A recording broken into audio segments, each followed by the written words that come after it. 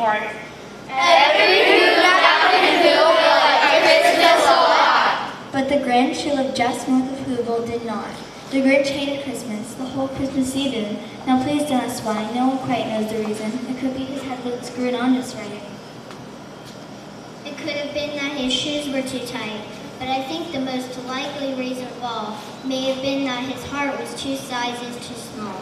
But whatever the reason, his heart or his shoes, he stood there on Christmas Eve, hating the Whos. Staring down from his cave with a sour, grinchy frown at the warm lighted windows below in their town, for he knew every who down in Whoville was busy hanging a mistletoe wreath. And they're hanging in little stockings. He snarled with a sneer. Tomorrow's Christmas is practically here. Then he growled with his Grinch fingers nervously drumming, for tomorrow he knew.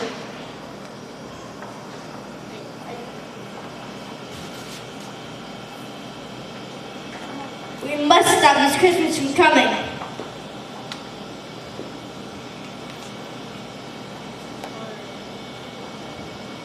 Every who girl and boy would wake bright and early. They'd rush for their toys. And then, oh the noise! Oh the noise! Noise, noise, noise!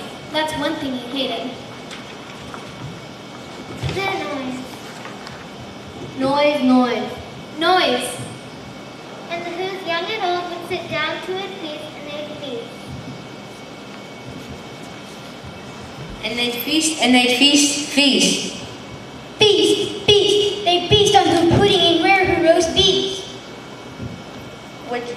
Which something the Grinch couldn't stand the least. And then they'll do something he liked least of all. Every who down in Whoville, the tall and the small, would stand close together, Christmas bells ringing, standing hand in hand. And the Whos would start singing. They'd sing. And they'd sing and they'd sing.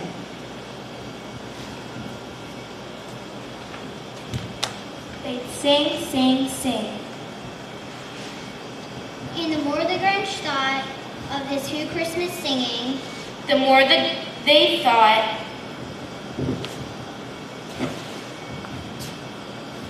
we must stop Christmas from coming. Well, for 53 years we've put up with it. Now we must stop Christmas from coming. But how? then he got an idea, an awful idea. The Grinch got a wonderful, awful idea. I know just what to do. The Grinch laughed in his throat.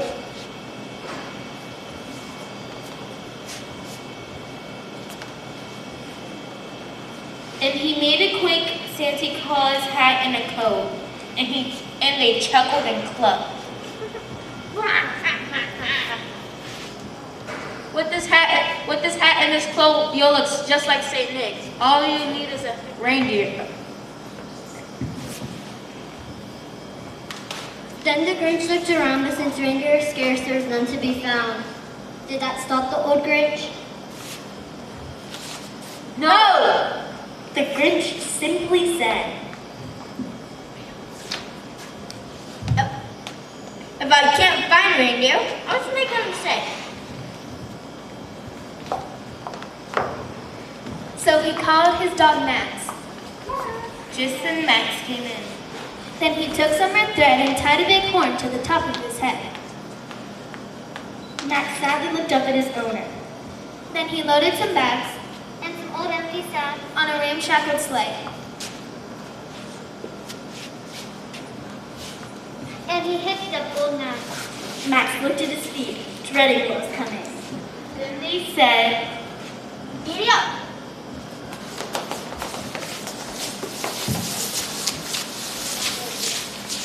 And they started down to the homes where the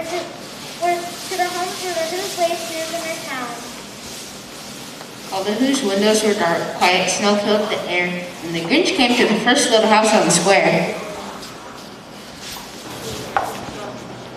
This is stop number 1. The old Grinchy Claus hissed. Then he climbed to the roof, empty bags in his fists. He slid down the chimney, a rather tight pinch, but if Santa could do it, Then so could the Grinch. He only got stuck only once or a moment or two. Then he stuck his head out the fireplace flue, where all the Who little stockings hung in a row.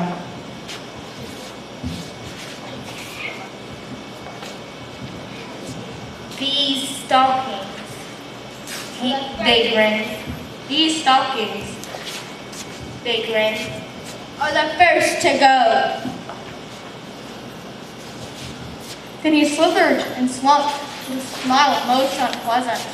Around the whole house, he took every present. Pop guns, tricycles.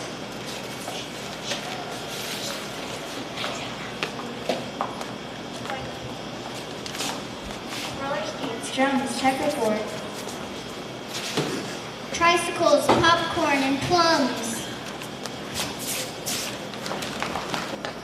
And he stuffed them in bags. The Grinch very nimbly stuffed all the bags one by one up the chimney and sunk into the icebox. He took the Who's feast. He took the Who's pudding. He took the roast beef. He cleaned out the icebox as quick as a flash, while the Grinch even took the last can of Who had. He stuffed all the food up the chimney with glee.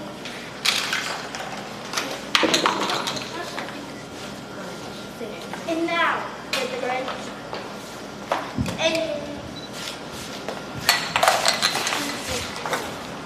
I will stuff up this tree. The Grinch grabbed the tree and started to shove. He turned around fast when he heard a sound like the smoke, like coo of a dove. Here, he saw a small Who. Little Cindy Lou Who was not more than 2. The Grinch had been caught by his tiny Who daughter, who'd gotten out of bed for a cup of cold water.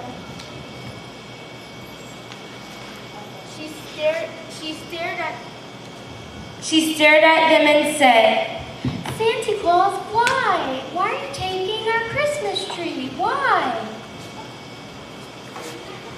"Why, my sweet little tots?" But you know that old Grinch was so smart and slick. He thought of a lie. He thought it up quick. There's a light on this tree that won't light on one side, so I'm taking it home to a workshop, my dear, and I'll fix it up there. Then I'll bring it right back here.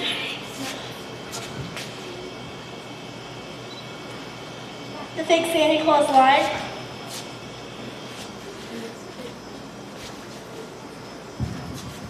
And this fib fooled the child. Then he patted her on the head and got her a drink and sent her to bed.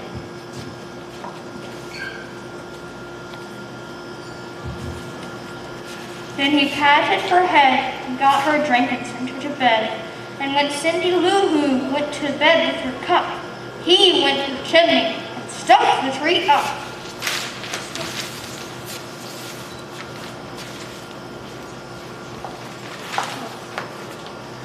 Then the last thing he took was a log for their fire. Then he went up the chimney, himself the old liar. And all that he left on the walls was hooks and some wire. And the one speck of food that he left in the house was the crumb that was too small for even a mouse. Then he did the same thing to the other Who's houses. Leaving crumbs much too small for the other Who's mouses. It was 1:15 dawn, all the Who's still abed. All Who still a snooze when he packed up his sled, packed it up with their presents. The ribbons, the wrappings, the tags. The tinsel, the trappings, the trimmings. 3,000 feet up the side of Mount Crumpet, the Grinch went to the tippity top to dump it.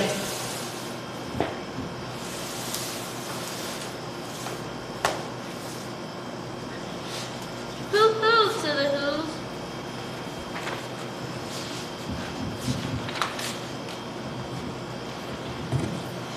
He was Grinchishly humming.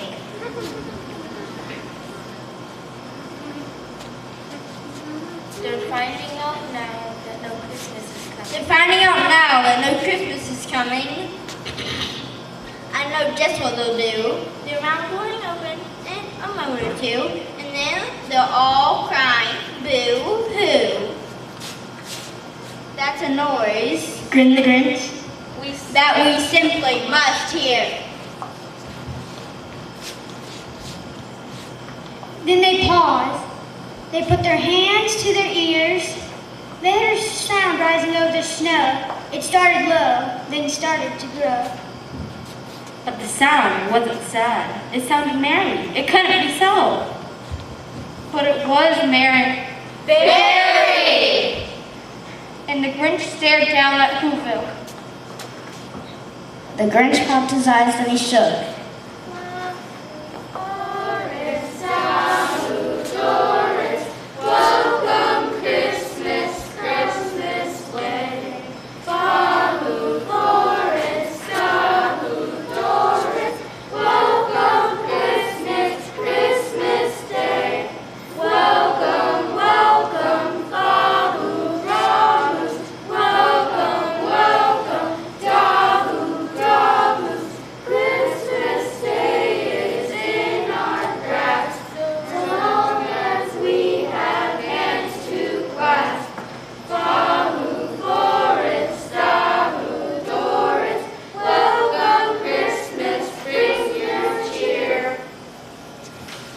What he saw next was a shocking surprise. Every who down in Whoville, the tall and the small, was singing without any pins at all. He hadn't stopped Christmas from coming, it came. In fact, it came just the same. Then the Grinch with his Grinchy feet ice cold in the snow. They stood puzzling and puzzling.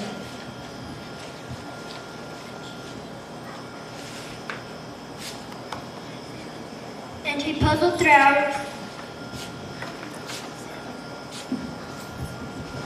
How could it be so? It came without ribbons, it came without packages, it came without ribbons or tags.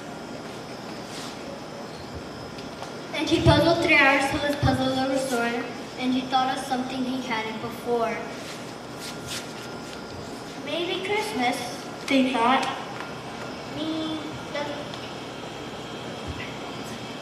Means a little bit more. Maybe Christmas doesn't come from the store.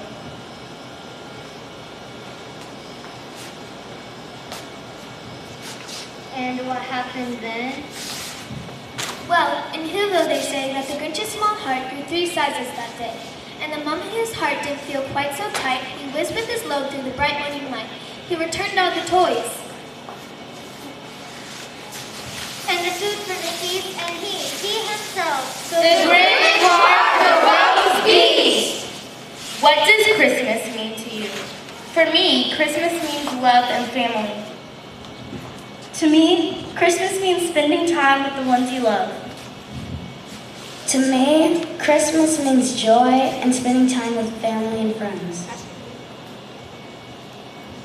To me, Christmas means giving presents to those you care about. To me, Christmas means the birth of Jesus Christ. For me, Christmas means spending time with my family. To me, Christmas means to spend time with friends and family and make memorable moments. To me, Christmas means giving and spending time with your loved ones. To me, Christmas means joy. To me, Christmas is the season of giving. To me, Christmas is spending time with my family. To me, Christmas is family.